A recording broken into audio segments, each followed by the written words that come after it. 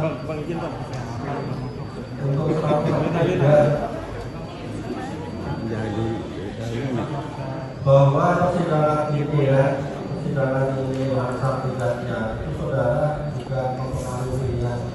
Kalau sedikit-sedikit majelis mengingatkan saudara akan selesainya kan begitu. Hak saudara sudah diberikan ya, tapi kewajibannya juga harus dilaksanakan. Kalau tidak bisa melaksanakan kewajiban, tolong keluar sejak sekarang. Silakan keluar sejak sekarang. Hak saudara sudah diberikan. Kita menuntut kewajiban saudara. Kalau nggak bisa diam, tolong keluar sekarang.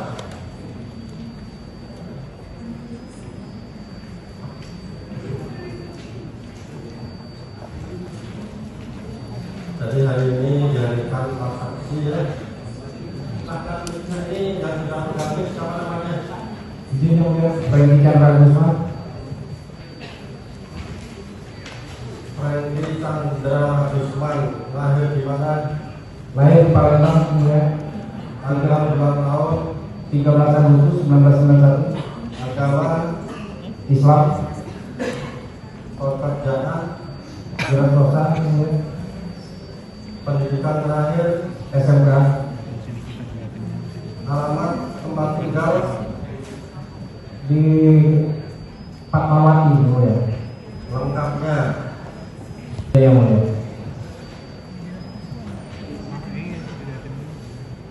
yang selanjutnya siapa namanya?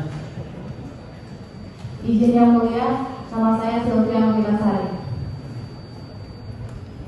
Sylvia Novitasari SE, lahir di mana?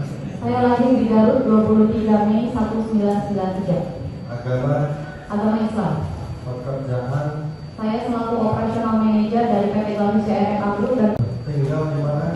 Di jalan di Komplek Admiralty Residen, Blok C 35 yang mulia. Kalau Lebak Bulus Di Lebak Bulus, rumah saya juga sama yang mulia. Komplek Jaipur Field, Kapling 3 nomor 28 Lebak Bulus yang mulia. nah yang di sini alamatnya yang di Lebak Bulus ya. Siap yang mulia. Kenal dengan terdakwa? Tidak yang mulia. Datang ke keluarga ya. Ya. Terakhir siapa namanya? izin yang mulia, saya Reza dari Presidenisasi. Lahir di mana? Saya lahir di Cianjur Tanggal bulan tahun 16 Desember 1987. agama Agama saya Islam yang mulia. pekerjaan Pekerjaan saya dokter. alamat Alamat di Riverfield, Kapling 3 nomor 28 Lebak Bulus, Jakarta Selatan. alamat waktu DBAP di mana? Alamat waktu di BAP itu di alamat di Admiralty Residen Medan. Ini yang di sini di Jalan Fatmawati. Admiralty Residen, ya, siap yang mulia. Kenal dengan terdakwa? Pernah yang mulia? Ada hubungan keluarga? Tidak. Jadi hari ini saudara tempatnya yang kita pengurus umum Polda Metro Betul. menjadi saksi. Betul. Ingat tanggal berapa? Untuk saya pengajuan di tanggal 1 Desember, untuk pelaporan di tanggal 3 Desember. Untuk pemeriksaan BAP. Pemeriksaan yang bisa lupa. Saya ingatkan 14 Februari 3 Januari 2025. Baik. Yang kedua 14 Februari 2025 dan yang ketiga 14 April 2025. Baik. Pada saat memberi keterangan itu tidak apa di BAP di penyidikan itu kan 3 kali. Betul. Ada paksaan, Tidak ada. ada ancaman, Tidak ada. semua yang ada di sana sebelum memberikan tanda tangan ada dibaca terlebih dahulu. Dibaca. Dibaca yang pertama. Betul. Oke. Saya mau saudara kenal dengan terdakwa. Saya kenal. Kenal dengan terdakwa itu sejak apa? Saya kenal saat itu kalau tidak salah, tampil dua izin menjawab. Saya kenal dengan terdakwa. Izin, ya. Saya kenal dengan terdakwa kalau tidak salah yang mulia di tahun 2000 atau 2021. Yang mulia terdakwa pernah ke rumah saya untuk datang syuting salah satu stasiun TV, yaitu acara yang kita kepo di Trans TV. Setelah itu terdakwa datang ke rumah saya sebagai host, kemudian kami melakukan syuting. Pada saat sudah syuting, sampai dengan masalah ini terjadi, saya tidak pernah berkomunikasi kembali dengan terdakwa. Oke, berarti sebenarnya syuting itu sampai dengan saat ini tidak pernah berkomunikasi dengan terdakwa. Iya betul, sampai dengan masalah ini. Oke, sekarang saya mau tanyakan langsung saja pada poin 8 Baik. di bulan Oktober tahun 2024. Betul? Berdasarkan keterangan saudara di BAP, Iya. saudara menjelaskan bahwa melihat review atau postingan-postingan yang dilakukan oleh Dr. Samia Betul. dan terdakwa. Iya. Bisa saudara ceritakan apa yang diposting oleh Dr. Samia, apa yang diposting oleh terdakwa, dan apa di media sosial mana, apa di TikTok, apa di Instagram, dan apa isi-isinya itu? Baik, izinkan saya menjelaskan ya mulia.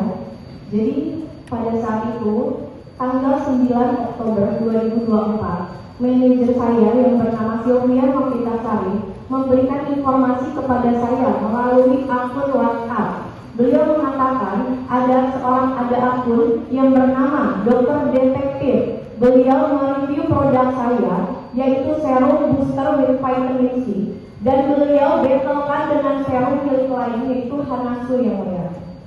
Akan tetapi beliau hanya mengecek salah satu ingredientsnya saja, sedangkan produk yang saya miliki memiliki lebih dari 7 ingredients. Kemudian dibetulkan dengan serum yang hanya memiliki dua ingredients, dan yang dicek adalah kadar niacinamide.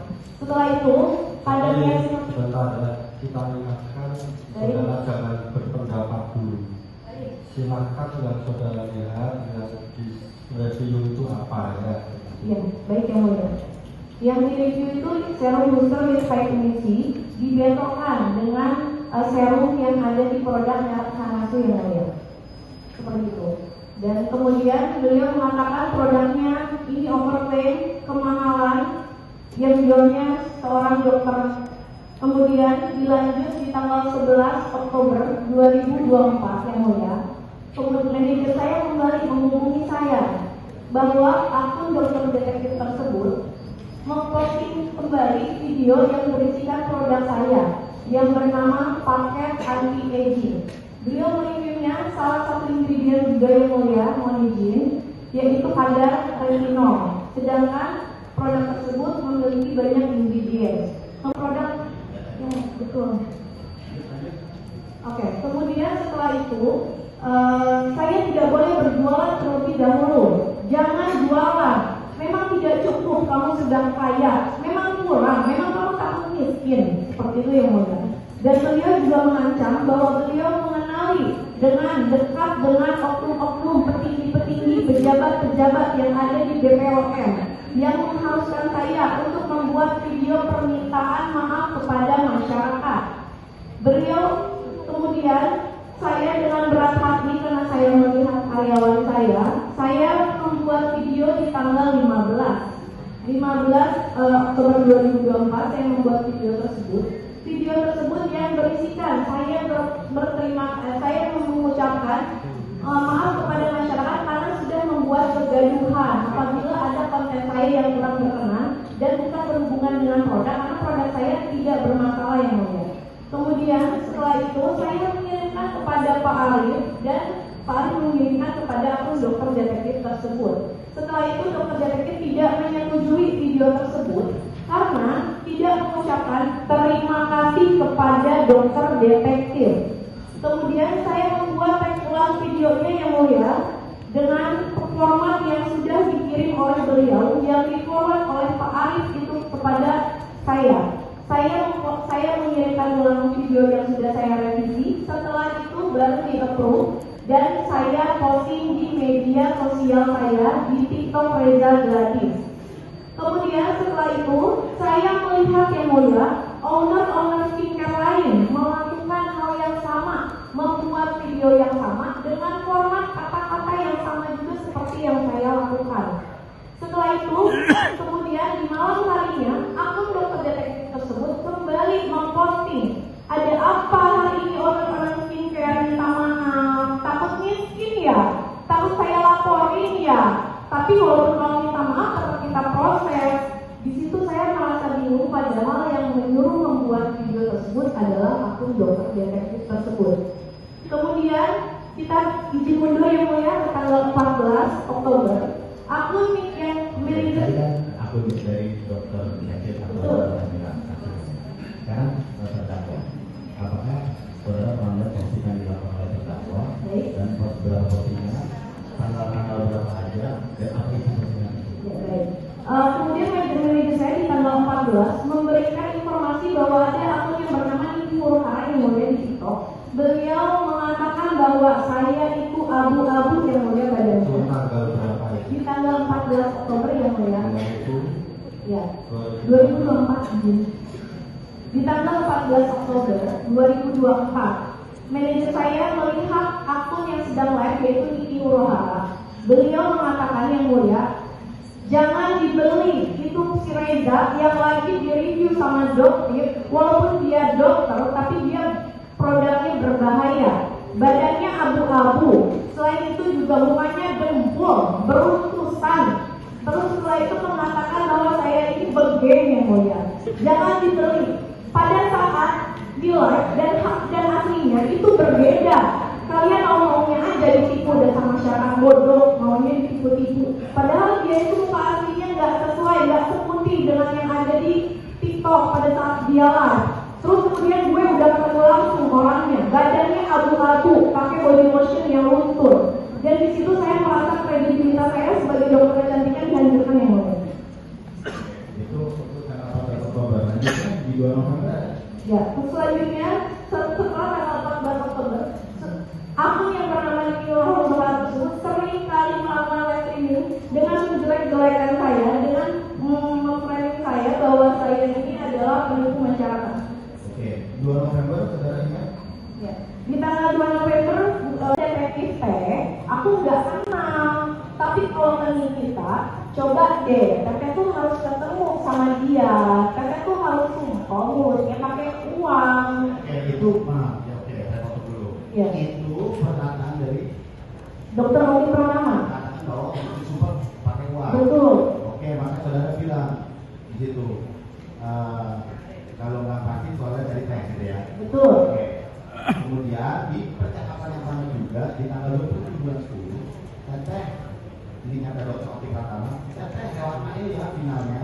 Betul. Niki bilang pasti dulu baru ketemu. Maksudnya Niki bilang pasti dulu baru ketemu. Betul. Terus itu maksudnya gimana? Jadi Dokter Romi Pratama menyuruh saya melakukan lagi untuk menghubungi asisten yang kita ambil tadi, yaitu Jadi kita ingatkan kepada penasihat hukum dan terdakwa yang dari Pelikonan, mestinya nanti ada melakukan saksi ya dari penasihat hukumnya. Jadi tolong yang akan menjadi saksi dari penasihat hukum untuk keluar dari persidangan ini. Ya. Kalau ada, ya. Kalau nggak ada, ya tidak apa-apa. Gitu ya. Kalau ada silakan untuk keluar ya. Ya kalau nggak ada, tidak apa-apa. Kalau ada ya. Kalau misal seandainya ada, tapi belum mengajukan saksi ya. Yang artinya kita ingatkan. Oh ya, siap. Kita ingatkan. Memang kalau ada yang mau ditunjuk dari saksi, kebetulan ada di ruangan ini, mohon untuk keluar. Yang mau jadi siapa kan majelis nggak tahu, gitu ya. Itu ya. Oke, lanjutkan. ya, izin melanjutkan yang mulia. Kemudian Dokter Oki Pratama menyuruh saya melakukan untuk menghubungi asisten terdakwa yaitu Ismail Marzuki. Kemudian setelah itu Dokter Oki Pratama di malam hari menelpon saya lagi melalui video call dan meyakinkan Teteh harus hubungi kalau misalnya Teteh mau aman, mau sampai kapan Teteh dihancurkan terus di media sosial, Teteh mau jualan kan. Nah kemudian setelah itu Dokter Oki Pratama menutup teleponnya. Kemudian beliau mengirimkan nomor Ismail Marzuki kepada saya saat itu di tanggal 27. Akan tetapi saya tidak, ya betul, tanggal 27 Oktober. Tapi saya tidak menghubunginya sama sekali. Ya, mungkin sama sekali. Tidak. Terus saudara mengatakan makasih Oki, cek aja jangan itu penggantinya Niki, bilang aja mau sudah terkait sama Niki. Kalau sudah selesai semua kabarin aku hari apa yang aku pentingnya. Terus saudara bilang, oke aku lebih minta tolong nggak, perkiraan berapa biar aku ada gambaran sampai tahun keluarga. Ada kata-kata dari dokter Oki, silaturahmi aja ke Niki. Kemudian kalau selesai semua kabarin aku. Terus saudara bilang, nah oke, boleh minta tolong nggak, perkiraan berapa biar ada gambaran. Betul. Jadi pada saat itu dokter Oki Pratama terus-menerus pada saat itu dokter Oki Pratama terus-menerus menyuruh saya, menyuruh Paulus ketika menjadi dengan uang. Dan beliau contohkan seperti tahun-tahun berikutnya. Tapi lihat nggak, pada saat itu MSO dihajarkan saya sama Niki. Terus betul. Produk jaminan juga izin. Ya. Beliau pada saat MSO dijelek-jelekan, orangnya dijelek-jelekan, dihina-hina sama Niki. Tapi ingat nggak, udah damai kan sekarang? Ya karena dia dibayar dia disupport pakai itu sama si Sandi. Nah, tapi harus ngomongin hal yang sama, dia kan akan di media sosial. Lalu gitu. Nah, jadi saudara saat itu memang ada khawatiran dari Betul. Karena ada kekhawatiran kredibilitas dulu, makanya ada beberapa ngomong seperti itu, saudara bisa merasa yakin gitu. Saya menanyakan memang berapa? Karena saya saat itu merasa Dr. itu adalah teman sejawat saya, saudara saya, dan saya pun sering bercerita. Dan saya pada saat dengan Dr. Oki, mungkin ini solusi dari Dr. Oki, dan saya dalam ada lemah, memang berapa sih? Nah kemudian saya naik dari tanggal 13 bulan 11 ini masih ngobrol biar saudara ngerti juga. Saya tanyakan harus ngobrolannya siapa nanya saudara dengan ini bulan tanggal 13 bulan 11 pukul 20.00 saudara menjelaskan bahwa saudara berbicara ya udah seperti apa tapi aku izin kita dulu ya karena kita itu anggap teteh itu gengnya si Ono. Jadi aku takut kita maki-maki karena aku nanti bilangnya belain Ono. Maksudnya Ono itu di mana? Ono itu siapa? Terus maksudnya dia mau izin juga kepada kita dari obrolan itu. Jadi pada saat itu saya mengajak pada saat itu di tanggal 13 November 2024 saya melihat ada pesan dari Dr. Oki yang belum saya jawab di tanggal 3. Nah, terus setelah itu saya jawab Oki di mana? Kemudian Dr. Oki Pratama merespon kembali, terus lalu kemudian kita berkomunikasi. Dan saya bercerita kepada Dr. Oki, ketemu Yuki, aku ingin cerita Yuki, teman aku di dunia skincare yang dekat sama kamu Ki, aku pengen ceritain aku ini kenapa ya ada dokter detektif dan kita tadi terus-terusan menjelekan saya di media sosial yang saya sendiri tidak tahu permasalahannya. Lalu setelah itu Dr. Oki Pratama kembali lagi izin menyuruh saya untuk melakukan sudah menghubungi Mail belum teteh, tapi makanya hubungi Mail, tapi tuh harus ketemu dengan kita Bendani. Iya, jelas.